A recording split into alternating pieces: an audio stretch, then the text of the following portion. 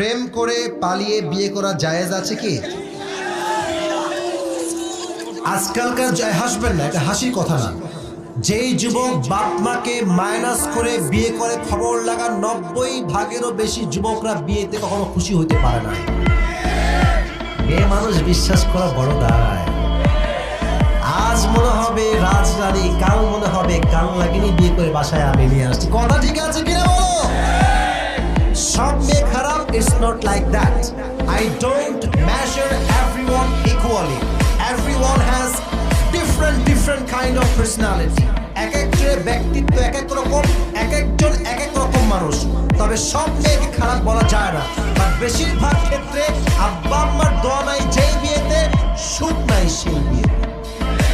আপনি আব্বা আম্মার দোয়া নেন, আর পালিয়ে যাওয়া একটা ফ্যাশন হয়ে গেছে। এই মেয়ে বলে কি, জান চলো পালিয়ে বিয়ে করি, আমাদের একটা বাবু হয়ে যাবে, আব্বা আম্মা এমনিতেই মেনে নেবে। এটা বকমাই ছাড়া কিছু হইতে পারে না যুবক ভাড়া, ঠিক কিনা বলো?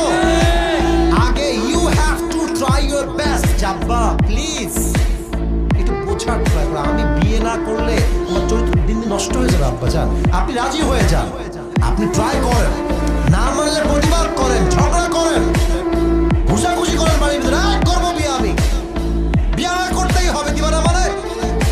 আপনি ট্রাই করেন, আপনি আগেই পালিয়ে বিয়ে করবেন না। পালিয়ে বিয়ে করলে ক্ষতি কি হবে জানেন?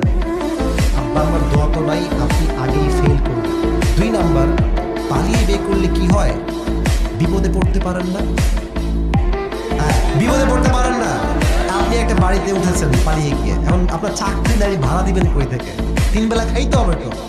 এখন বিপদে পড়েছিলে কি করবে? আব্বা আব্বা টাকা পাঠাও, আব্বা বিপদে পড়ে গেছি।